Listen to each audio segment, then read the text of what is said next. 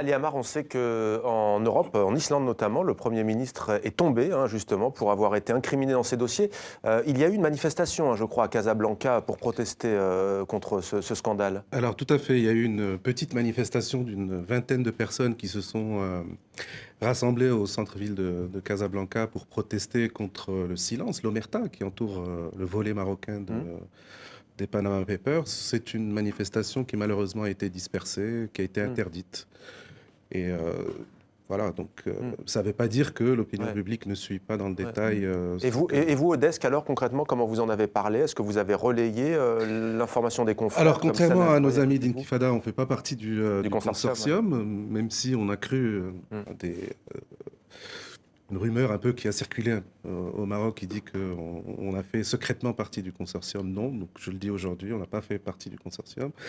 Ceci dit, c'est quelque chose, en tout cas le travail sur les paradis fiscaux est quelque chose qui est au cœur de nos investigations, avant même qu'il y ait cette révélation des Panama Papers.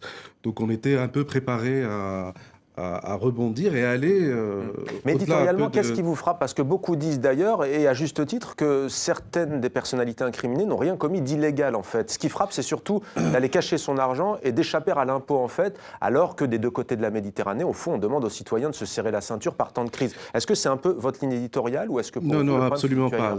Que ce soit légal ou pas, la question n'est pas là. C'est d'abord une question politique, d'éthique et de morale.